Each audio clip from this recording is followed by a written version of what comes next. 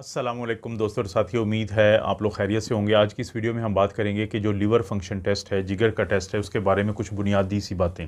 जैसे क्या इसको करवाने से पहले कि कोई मखसूस तैयारी करनी पड़ती है? किसी मखसूस तैयारी की ज़रूरत नहीं होती। आप हल्का-फुल्का नाश्ता करके, दोपहर का हल्का-फुल्का खाना खा के आप जाके, ये ब्लड का टेस्ट होता है, आप ब्लड दे सकते हैं। तो ये टेस्ट करवाया क्यों जाता है? दूसरा सवाल ये पैदा होता है। इस टेस्ट को करवाने की कुछ वजूहात हैं। जैसे मिसाल के तौर पे आपका डॉक्टर आपकी कुछ अलामात के बाद ये जानना चाहता है कि आपका जो जिगर है, कहीं उसमें सोजिश तो नहीं है, इन्फ्लेमेशन तो नहीं है, जिसको हम हेपेटाइटिस कहते हैं। जैसे पाकिस्तान में बहुत ज़्यादा वायरस की वजह से हेपेटाइटिस होती है, ए होता है, ई होती है, हेपेटाइटिस बी होता है, हेपेटाइटिस सी होता है। और वो लोग जो शराब पीते हों और हिस्ट्री देते हों डॉक्टर को कि मैं शराब पीता हूँ और मुझे ये अलामात आ रही हैं, तो डॉक्टर अल्कोहलिक हेपेटाइटिस को भी देखना चाहता है। एक तो ये वजह होती है। दूसरा, बहुत सारे लोग आजकल क्योंकि मोटापा का शिकार हैं, तो उनको भी उनके अंदर फैटी लिवर डिजीज़ के, उनके जिगर के ऊपर कहीं चर्बी तो नहीं चढ़ी हुई, तो चर्बी तो मौजूद नहीं है। इस बात को जानने के लिए, जिसको हम non alcoholic fatty liver disease कहते हैं, या वो लोग जो शराब पीते हैं, तो उनको जब चिकनाई या चर्बी उनके जिगर पे आती है, उसको उसको अल्कोहलिक फैटी लिवर डिजीज़ कहते हैं। तो इसका किससे पता चलता है? अल्ट्रासाउंड से पता चलता है। तो ये एक वजह है। बाज़ औक़ात कुछ लोग जो हैं बहुत ज़्यादा दवाई खा लेते हैं। जैसे मिसाल के तौर पे पैरासिटामोल खाने से, या जो कोलेस्ट्रॉल को कम करने वाली दवाइयाँ जिनको हम स्टैटिन कहते हैं, तो उनके बाद कुछ अलामात जन्म लेती हैं। तो ये देखने के लिए कि ये जो दवाइयाँ, क्योंकि ये जिगर के लिए ख़तरनाक होती हैं, तो इन्होंने किस हद तक जिगर को नुकसान तो नहीं पहुँचाया, तो उसके लिए हम अल्ट्रासाउंड करते हैं।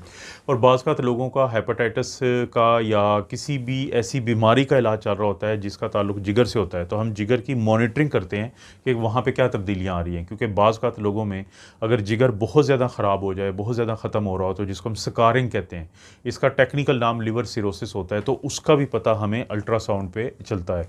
तो उसका पता हमें एलएफटी से पता चलता है। और शायद मैं पहले ज़िक्र कर चुका हूँ कि जो फैटी लिवर है, अल्ट्रासाउंड से ज़्यादा जो आपके एलएफटी होते हैं, यानी अल्ट्रासाउंड पे तो पता चलेगा कि वहाँ पे चर्बी चढ़ी हुई है, लेकिन जो एलएफटी होते हैं वो आपके बताते हैं कि वो जिगर को नुकसान तो नहीं पहुँचा रही।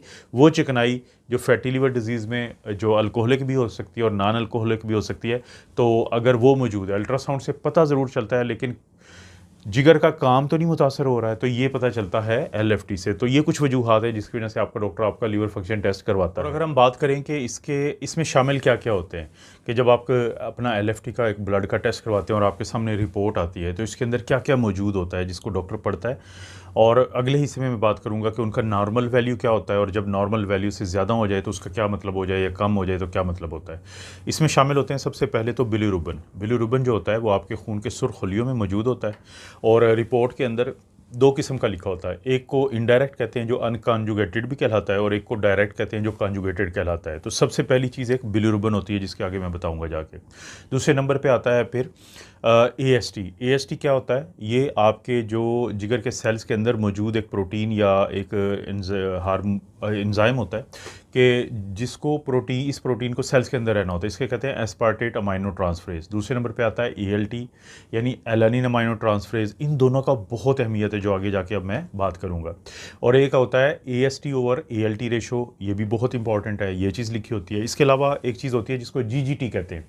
जीजीटी से क्या बनता है? Gamma glutamyl transferase. ये भी एक अहम चीज़ है जो कि इस रिपोर्ट में आती है। फिर आता है एएलके या अल्कलाइन फास्फेटेज, या इसे एएलपी भी कहते हैं, अल्कलाइन फास्फेटेज। ये बड़ा हिस्सा होता है अहम। इसके बाद तीन चीज़ें जो प्रोटीन से मुताल्लिक होती हैं, एक को हम कहते हैं टोटल प्रोटीन, एक को कहते हैं एल्ब्यूमिन, और एक को कहते हैं एल्ब्यूमिन ग्लोबुलिन रेशो।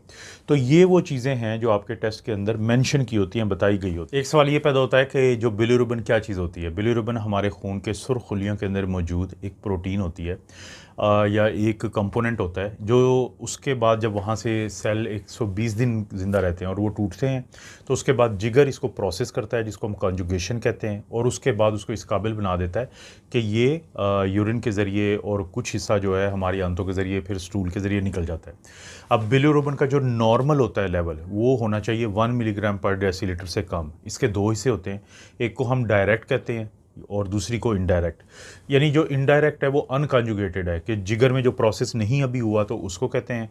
वो जो इनडायरेक्ट का जो लेवल होता है वो आमतौर पे 0.2 से लेके 0.8 मिलीग्राम पर डेसीलीटर तक होता है। लेकिन जो डायरेक्ट होती है, जब लीवर उसको प्रोसेस कर देता है तो और उसको निकालने लगता है, तो उस हालत को हम कहते हैं कि डायरेक्ट या कॉन्जुगेटेड ये बिलिरुबिन है। कॉन्जुगेटेड बिलिरुबिन का लेवल जो है वो 0.3 मिलीग्राम पर डेसीलीटर से कम होता है। ये जो बिलिरुबिन बढ़ती है, जिससे आपकी आंखों का पीलिया भी नज़र आता है, क्योंकि बिलिरुबिन वही कंपाउंड है, वही चीज़ है कि जब आपके खून में ज़्यादा बढ़ जाती है तो आपकी आंखें पीली हो जाती हैं। इसी तरह से जो बच्चे पैदा होते हैं बाज़ का, तो उन बच्चों में ये बड़ी होती है, जिसकी वजह से उनको वो रोशनी स्पेशल किस्म की रोशनी में डॉक्टर रखते हैं उसके इलाज के लिए। तो वजूहात क्या होती हैं? एक तो वही वजह है कि अगर किसी के सुर्ख खुलिये जो है वो बहुत ज़्यादा टूट फूट का शिकार हों, जिसको हीमोलिटिक एनीमिया कहते हैं, तो वो वजह होती है। बाज़ का हमारे जिगर में कोई इन्फ्लेमेशन या सोजिश होती है जो वायरस की वजह से हो सकती है, जो कि दवाइयाँ जैसे पैरासीटामोल वगैरह हैं या स्टेटिन है उनकी वजह से हो सकती है। तो ये वजह बनती है कि जिगर की सोजिश, और बाज़ का जो पैंक्रियाज या लबलबा होता है जहाँ से इंसुलिन पैदा होती है, तो उसकी सोजिश से भी बिलिरुबिन बढ़ती है। और कुछ कैंसर की अक़साम भी होती हैं कि जो कि बिलिरुबिन को बढ़ाने की वजह बनते हैं। अब अगर हम बात करें दो इंतहाई अहम एंजाइम यानी ALT एलानिन अमाइनो ट्रांसफरेज और AST एस्पार्टेट अमाइनो ट्रांसफरेज, जिन्होंने इन सेल्स के अंदर जो जिगर के सेल होते हैं वहाँ पे रहना होता है, तो ये क्यों बाहर आ जाते हैं? देखिए, जो नॉर्मल लेवल है ALT का वो 35 यूनिट पर लीटर से कम होता है, और इसी तरह से जो AST का नॉर्मल लेवल होता है वो 40 यूनिट पर लीटर से कम होता है। लेकिन जब भी ये बढ़ेंगे तो इसकी मखसूस वजह होती है। जैसे मिसाल के तौर पे अगर ALT की बात करें कि क्यों ये बढ़ता है, अगर आपका ब्लड सैंपल आपने LFT करवाया है तो ALT बढ़ने में एक तो इन्फेक्शन होती है, सोजिश, जिसको जिगर की सोजिश या हेपेटाइटिस कहते हैं। अल्कोहल जो ज़्यादा पीते हैं उनमें बढ़ता है। आयरन जिनके अंदर जिनके जिगर पे आ जाए, फौलाद जिसको कहते हैं, यानी कि हीमोक्रोमेटोसिस, ये जिनको बार बार खून की बोतलें लगती हैं, थैलेसीमिया के मरीज़, तो उनमें ये मसला हो सकता है। इसी तरह से जिनका जिगर ख़त्म हो रहा है, ख़राब हो रहा है, बहुत ज़्यादा स्कारिंग हो, तो जिसको सिरोसिस कहते हैं। एक होता है non alcoholic fatty liver disease, कि जिसको फैटी लिवर भी कहते हैं। चिकनाई जब आ जाती है जिगर पे, उस वजह से होता है। मोटापा की वजह से होता है। कापर जब आता है जिगर के ऊपर इकट्ठा होना शुरू हो जाता है, जिसको विल्सन डिजीज़ कहते हैं, वो वजह बनती है। हार्ट फेलियर में ये होता है। और इसी तरह से बाज़ जो पैरासीटामोल या जो कोलेस्ट्रॉल की दवाई होती है वो बहुत ज़्यादा अगर ले ली जाए तो उस वजह से हो जाता है। दूसरे अगर बात करें AST की, तो AST के बढ़ने की क्या वजूहात होती हैं? उसमें भी फैटी लीवर होता है, हेपेटाइटिस होता है, सिरोसिस होता है, जिगर का कैंसर होता है, अल्कोहल होती है और हार्ट फेलियर होता है। और सबसे साथ ये कि AST और ALT की रेशो कब ज़्यादा बढ़ती है? AST उस वक्त ज़्यादा बढ़ती है कि जब कोई लोग शराब ज़्यादा पीते हों, तो हमें इस रेशो से अंदाज़ा हो जाता है कि कोई जो शख्स है वो ड्रिंकिंग ज़्यादा करता है। एक और चीज़ जो आपको अपने ब्लड टेस्ट पे मिलती है LFT पे, वो होती है GGT। GGT क्या होता है? Gamma glutamyl transferase. ये एक ऐसी प्रोटीन या एंजाइम है जो जिगर में पैदा होता है और एक ख़ास मखसूस मिकदार तक ही ब्लड में आता है, यानी कि इसको होना चाहिए 30 यूनिट पर लीटर से कम। लेकिन जब भी GGT का लेवल आपके टेस्ट के अंदर ज़्यादा रेफरेंस रेंज से बड़ा हुआ है तो इसकी कुछ वजूहात होती हैं। जैसे मिसाल के तौर पे फैटी लिवर डिजीज़ के मरीज़ों में बढ़ता है, जो बहुत ज़्यादा शराब पीते हैं उनमें बढ़ता है। शुगर के मरीज़ों में अगर अनकंट्रोल रहे शुगर तो उनमें बढ़ जाता है। जिगर की सोजिश या इन्फ्लेमेशन में बढ़ता है, मोटापे में बढ़ता है। अगर जिगर के अंदर बार बार ज़ख़म बन रहे हों और उसके बाद जिगर जो है ख़राब हो जाए, सिरोसिस हो जाए, तो वहाँ बनता है। हार्ट फेलियर के मरीज़ों में बनता है। सांस की दायमी मर्ज़ जिसको COPD या क्रॉनिक ऑब्स्ट्रक्टिव पल्मोनरी डिजीज़ कहते हैं, उसमें बनता है। वो लोग जो पैरासीटामोल, स्टेटिन या इस तरह की जो दवाइयाँ हैं जो जिगर के लिए ख़तरनाक होती हैं, ज़्यादा इस्तेमाल करते हैं तो उनमें बनता है। जिगर के कैंसर की तरफ इशारा कर सकता है। तो इसका नॉर्मल से ज़्यादा बढ़ा हुआ लेवल ज़रूरी है ये जानना कि क्या वजह है। इसके बाद अगर हम LFT में मौजूद एक और टेस्ट की बात करें जिसको एल्कलाइन फास्फेटेज कहते हैं, तो ये भी एक एंजाइम है जो जिगर में भी पैदा होता है, लेकिन एक नॉन स्पेसिफिक टेस्ट है, क्योंकि ये हड्डियों में भी पैदा होता है, ये आंतों में भी पैदा होता है और भी मुख्तलिफ टिश्यूज़ में पैदा होता है। इसलिए अगर इसकी नॉर्मल वैल्यू पे पहले हम देखते हैं तो वो नॉर्मल वैल्यू होती है इसकी तकरीबन 40 से लेकर 150 इंटरनेशनल यूनिट पर लीटर तक। बच्चों में आमतौर पे ये ज़्यादा होती है। हर लेबॉर्ट्री जो है उसकी रेफरेंस रेंज में कुछ ना कुछ फ़र्क आपको मिल सकता है। और इसकी जो बढ़ने की वजूहात हैं वो जिगर के अलावा भी बहुत होती हैं, क्योंकि एक नॉन स्पेसिफिक टेस्ट है। मिसाल के तौर पे बढ़ा हुआ जो अल्कलाइन फास्फेटेज है उसकी वजह हड्डियों की एक बीमारी जिसको Paget disease of the bone कहते हैं वो हो सकती है, हाइपरथायराइडिज्म हो सकती है। इसी तरह से जो जिगर से आंतों की तरफ रतूबत लेके जाने वाली एक नाली जिसको बाइल डक्ट कहते हैं, वहाँ पे अगर रुकावट है, बिलियरी ऑब्स्ट्रक्शन वहाँ से उस वजह से हो सकती है। अगर हड्डियों के अंदर कोई कैंसर फैला हुआ है, बोन मेटास्टेसिस है, तो उस वजह से हो सकती है। जिगर की अपनी बीमारी की वजह से हो सकती है, सोजिश की यानी जिगर की सोजिश या हेपेटाइटिस की वजह से हो सकती है। और बाज़ का जो बच्चे होते हैं उनमें ग्रोथ बड़ी तेज़ी से हो रही होती है, या ख़वातीन के अंदर एक बच्चा जो है वो ग्रो कर रहा होता है, तो उस वक्त भी अल्कलाइन फास्फेटेज ज़्यादा हो सकती है। बाद बारी आती है एल्ब्यूमिन की। एल्ब्यूमिन एक ऐसी प्रोटीन है जो जिगर के अंदर पैदा होती है, और ब्लड में जब इसका हम टेस्ट करवाते हैं लेफ्टी का, तो नॉर्मल जो वैल्यू होती है इसकी वो तकरीबन 3.5 से लेके 3.5 ग्राम पर डेसीलीटर से लेके 5.5 ग्राम पर डेसीलीटर होती है। और ज़्यादा अहम क्या होता है कि कम एल्ब्यूमिन किस केस में होती है, क्योंकि ज़्यादा होती है आमतौर पे जब कोई स्ट्रेस हो, दिल का अटैक हो, इस टाइप की चीज़ हो। लेकिन जो कम होती है वो हमारे लिए बहुत अहम होती है। वो किन किन बीमारियों में कम हो सकती है, जैसा कि जिगर की बीमारी हो, लिवर डिजीज़ हो, मेल न्यूट्रिशन के कम खाना पीना हो, इन्फ्लेमेटरी बाउल डिजीज़, आंतों का एक मसला होता है।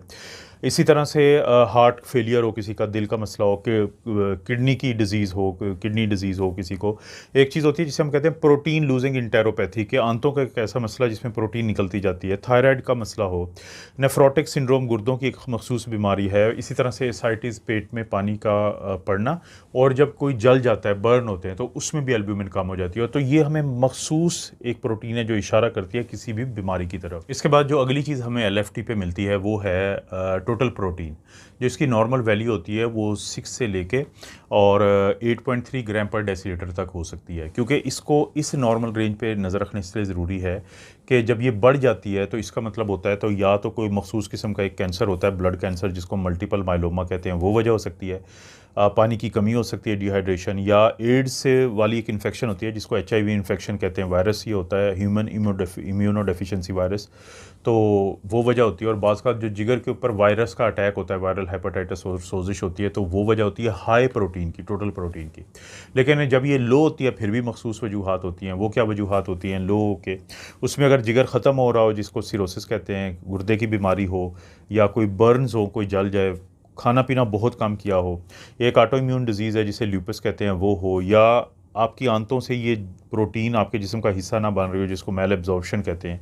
और इसी सिलसिले में एक सीलिएक डिजीज़ होती है कि जिससे आपको ग्लूटेन सेंसिटिविटी होती है, तो तब भी ये कम हो जाती है। और कुछ लोग जिनको हार्ट फेलियर हो तो उनके अंदर भी टोटल प्रोटीन जो है वो कम मिलती है। और दोस्तों LFT जब आपका ब्लड टेस्ट आता है तो उसमें जो सबसे आखिरी चीज़ लिखी होती है वो होती है AG रेशो। ये क्या चीज़ है? इसे हम कहते हैं albumin globulin ratio. Albumin protein जो है वो पैदा होती है आपके जिगर में, और ये बुनियादी तौर पर पानी जो होता है उसको खून की नालियों में रखती है। उसके अलावा भी इसके और काम होते हैं, जैसे मुख्तलिफ़ किस्म की दवाइयों को, वाइटामिन्स को, हार्मोन्स को खून के अंदर ये बाउंड करके अपने साथ बांध के कहीं ना कहीं पे ट्रांसफ़र करती है। दूसरी जो प्रोटीन है वो ग्लोबुलिन है, वो भी किसी हद तक तो लिवर में पैदा होती है, जिगर में पैदा होती है, लेकिन बाकी टिश्यूज़ में भी पैदा होती है।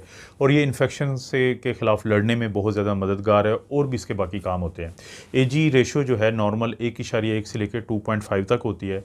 अगर किसी की AG रेशो यानी एल्ब्यूमिन ग्लोबुलिन रेशो बड़ी हुई हो तो उस सूरत में जो वजूहात होती हैं, इसका मतलब है कि किडनी का प्रॉब्लम हो सकता है, बहुत सख्त किस्म की डिहाइड्रेशन हो सकती है, प्रेगनेंसी में ये बढ़ सकती है, और बाज़ औक़ात जब एंटीबॉडी डेफिशिएंसी होती है तो उसमें भी बढ़ जाएगी। इसका मतलब है कि एल्ब्यूमिन नॉर्मल रही है और ग्लोबुलिन कम हो गई है। अब अगर इसका उलट हो जाए, यानी एल्ब्यूमिन कम हो जाए और ग्लोबुलिन नॉर्मल रहे, तो ये AG रेशो कम हो जाएगी। तो इसकी क्या वजूहात होती हैं? इसकी वजह होती है कि अगर आपको कोई इन्फेक्शन है, बॉडी में इन्फ्लेमेशन है, पूरे जिस्म में सोजिश है, कोई ब्लड कैंसर की टाइप्स होती हैं जैसे मल्टीपल माइलोमा वो हो गया है, या किसी को बहुत ज़्यादा कुछ अरसे से किसी ने अपना खाना पीना बहुत ज़्यादा कम किया हुआ है, तो या फिर जिगर का जैसे मैंने जिक्र किया था कि एल्ब्यूमिन कम हो जाती है, तो इन तमाम मसलों में फिर ये रेशो कम हो जाएगी। तो दोस्तों ये मुकम्मल चीज़ें मैंने आपको बताई हैं कि लिवर फंक्शन टेस्ट डॉक्टर क्या देखते हैं, क्या उनकी नॉर्मल वैल्यूज़ होती हैं, और नॉर्मल वैल्यू जब डिस्टर्ब होती हैं तो उसकी क्या वजूहात होती है। इस चैनल पे आपको पता है मैं इस तरह की वीडियोस बनाता रहता हूँ। वीडियो को लाइक करें, चैनल को सब्सक्राइब करें, शेयर के काबिल है तो ज़रूर शेयर करें, अच्छा सा कमेंट ज़रूर करना है आपने।